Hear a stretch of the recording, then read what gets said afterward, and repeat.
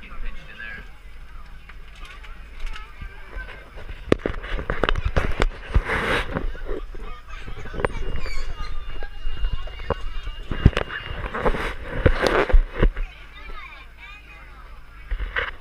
You guys have room over there? Okay. Justin's purse is hitting me. Asante Sana. Thank you. Good day.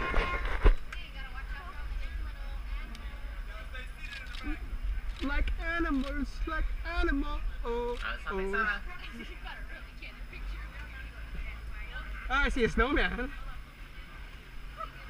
is there a snowman in a safari? Let's see how smooth this camera comes out. Yeah, GoPro's really good about it.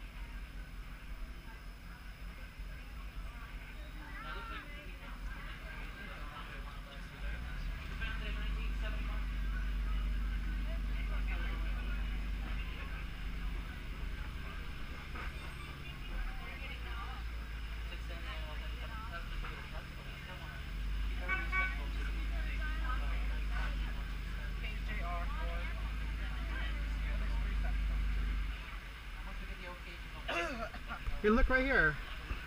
KPJ 1818. That's different now. I don't know. You can always ask one of the guys. We're just gonna pull up here and pause a moment so we don't eat the dust from that big truck in front of us. Going swimming now. Well, we're about to go on a photo adventure today. We encourage you to take as many pictures and videos as you'd like. Just hold on tightly to that equipment because if anything should accidentally fall overboard, sadly we'll be unable to retrieve it. Please remain seated at all times throughout our journey. We're going to be going through some pretty rugged terrain, and we might experience sudden stops and jolts along our safari adventure. So for your own safety, please remain seated I know what you at all said, but times, it's okay. no matter how exciting our safari becomes. On the ride, not the vehicle that we're riding in. Likewise, please keep those hands and arms inside Okay. the vehicle. Some of those bushes have some pretty long thorns on them, and we don't want anybody getting poked out there today. Located right above your heads there is a game spotting guide that'll help us identify some of the wildlife that we might see out there today. Due to the migration patterns, we really don't always see all of them. Occasionally we'll get lucky, and every once in a while the animals will come near the Going vehicle. swimming But now. mostly their natural markings help them blend into their surroundings, keeping them well camouflaged. They can be difficult to see, so keep our eyes peeled. Now our adventure today is going to take us through the Harambe Wildlife Reserve, which was established in 1971, covers nearly 800 square miles worth of bush country. It's definitely an awful lot of area to cover, so our journey is going to take us through many different environments, all kinds of landscapes with rough and rugged terrain where we can spot a wide variety of animals. We're going to begin our adventure right here in a Turi forest. Now, a Turi forest is a Swahili word. It means forest, so we're going to head deeper and deeper into the forest where we see a lot of thick bush and dense vegetation that provides security for the animals that live here, as well as a lot of the plant life here providing a great food source for those animals that eat leaves and grasses, bushes, branches, twigs, bark, and other such vegetation. In fact, they're all sleeping. All the trees here, and all the shrubbery, and all the leaves and the sunlight shining through create shadows, making it difficult to spot those animals. But I think we can see these greater kudu up here on the side of the hill, these gray antelope with the white stripes. Yes, my friends, these are greater kudu, female greater Oh, there it kudu. is. How can we tell they're females? Well, because they don't have any horns. Only the males of the species carry horns. In fact, the male greater kudu weigh in at about 750 pounds, and they stand over 6 feet tall. They're the tallest antelopes in Africa. All I see is Olaf's head. Just kidding. On the opposite side, there's a big, powerful black rhinoceros. Black rhinos have a hide over 1 inch thick. They can charge at speeds of over 35 miles an hour. They can repel any predator except for man. Unfortunately, the black rhinoceros have been hit hard by the poaching. There's less than 5,000 black rhinos left in the wilds of Africa Look at that today. zoom lens. And the orange antelope with the white stripes are bongo. Bongo weigh in at about 450 pounds. Both the male and the female bongo do carry horns. Horns that tilt back on their head, helping them get through the thick bush and the dense growth quickly and easily. That makes them well suited for this rough African mountain terrain. But we're going to make our way down to Safe River and see if we can spot some Nile hippopotamus. Even if we don't see any Nile hippopotamus, that doesn't necessarily mean that they're not there. See, the Nile hippopotamus spend a good majority of their day submerged under the water, keeping those big bodies of theirs from really overheating. And when hippos are submerged, they can hold their breath about 5 to 8 minutes at a time.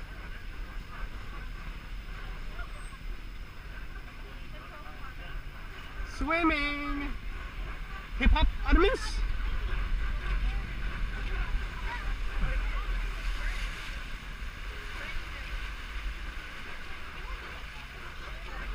Paparazzi. The white birds down on the island are pink-backed pelicans. The pink-backed pelicans have feathers on their back to get a pinkish hue to them during mating season.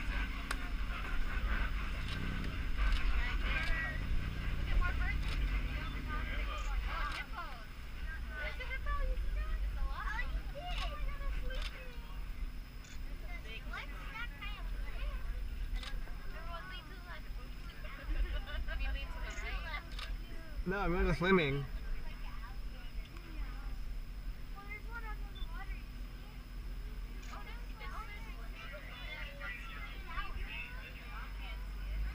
The Nile hippopotamus are nocturnal creatures, so they sleep most of the day. They'll venture out of the river in the evening time to use those big broad lips of theirs to eat the grass growing along the riverbank's edge. They can eat about 100 pounds of vegetation per night.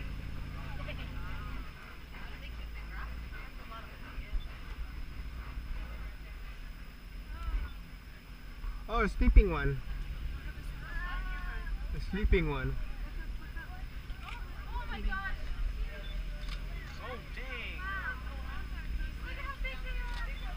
Just up ahead, there's a rickety old bridge, and underneath that rickety old bridge is a mask of Nile crocodiles.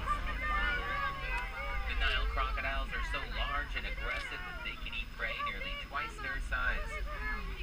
They feast on food like white-bearded wildebeest and zebras. They'll open up their mouths and clamp down shut with a jaw closing pressure of 1,200 pounds per square inch. So when those big guys grab onto something, boy, I'll tell you what, they just don't let go. Sleep with the mouth open. Yeah, sleep with the mouth open.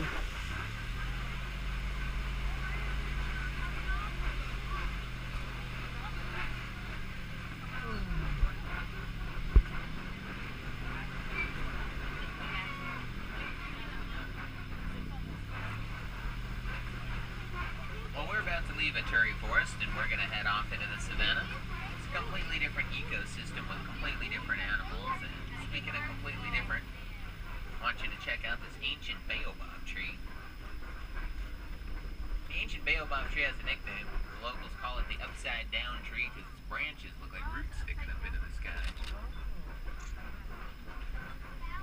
Well, hold on your safari hats, my friends. What's coming up is the best view in the entire reserve, the savannah.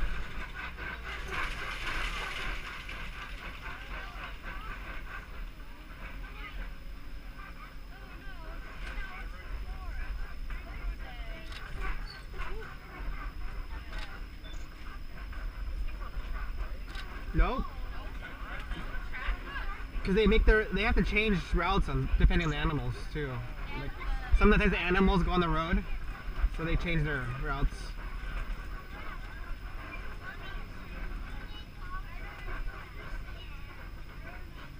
Now the Serengeti grasslands stretch for hundreds and hundreds of miles across East Africa. It's the superhighway, if you will, for many millions of migrating animals like white-bearded wildebeest and zebras.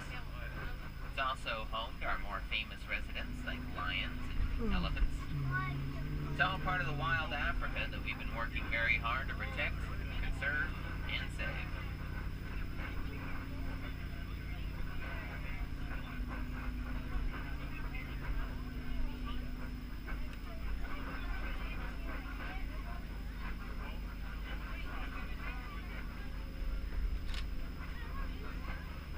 Look, it's a giant poo. Giant poo. Now there's a couple of Ann-Coley cattle. The big horns on the Ann-Coley cattle can grow 5 to 6 feet in length and nearly 20 inches in circumference at the base. Have you been marking these animals on your book? He's marking them more than he's looking.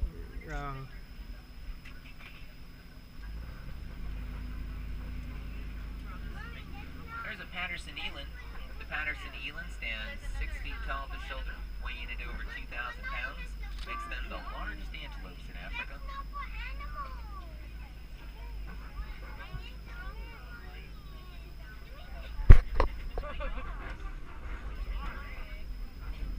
And you see these big, tall cones of earth?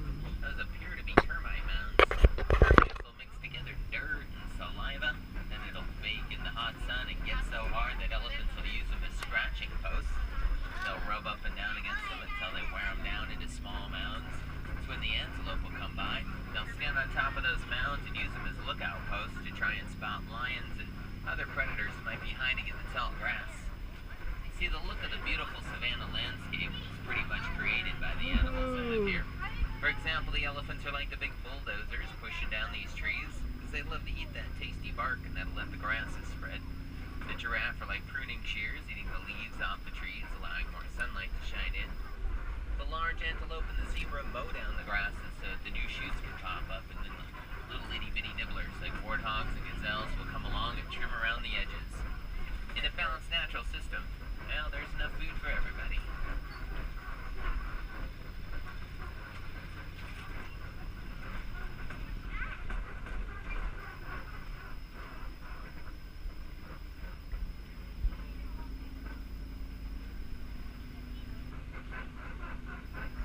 The gray antelope that we see peppering the landscape are white-bearded wildebeest. The white-bearded wildebeest are part of the largest herd migration left in Africa. With their dark faces and their sinister look, their name is literally translated wild beasts.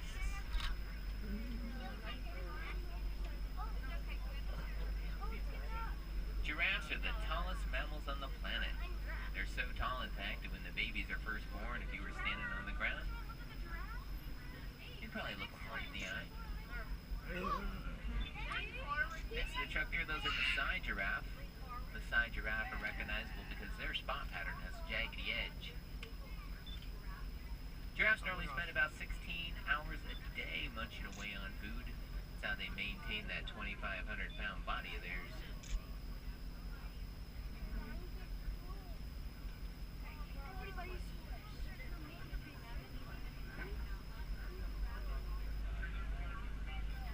The giraffe up here on the bluff, that's a reticulated giraffe. The reticulated giraffe get their name from the Latin word reticulata, which means net-like, in reference to the beautiful pattern on their coat. Both the female and the male giraffe have those ossicones, those flesh-covered bones on the top of their head that they use for defense.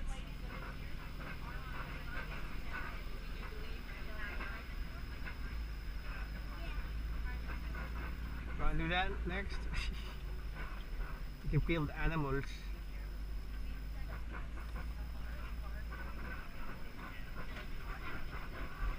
Do that in your Looks backyard. like we discovered a herd of sable antelope. The big horns on the sable antelope can grow 50 to 60 inches in length. They oftentimes use them in displays of courtship and dominance. In fact, you might even recognize the sable antelope as the official emblem of the Harambe Wildlife Reserve.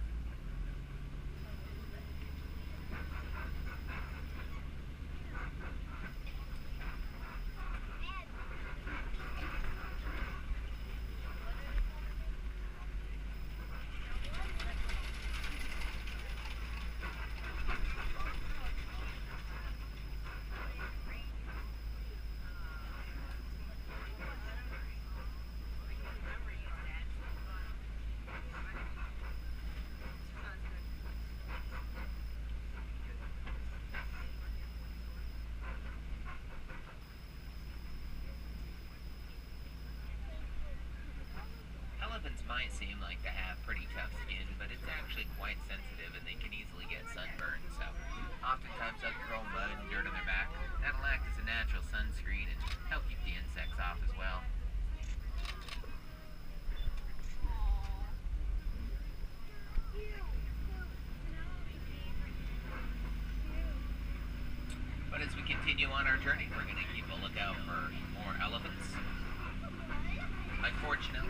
seeing Ooh. less and less elephants these days.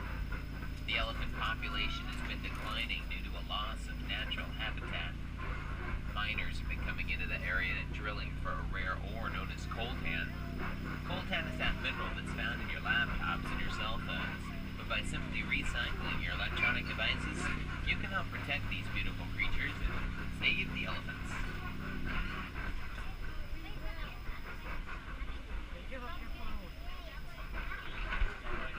Well, it's a rickety old bridge. Better hang on to the kids and cross those fingers. Uh-oh. Did somebody forget to cross those fingers? Well, I could have been out of nowhere. My friends, we made it.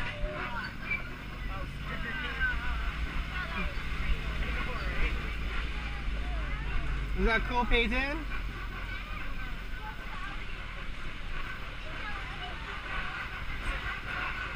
Down here in the dirt,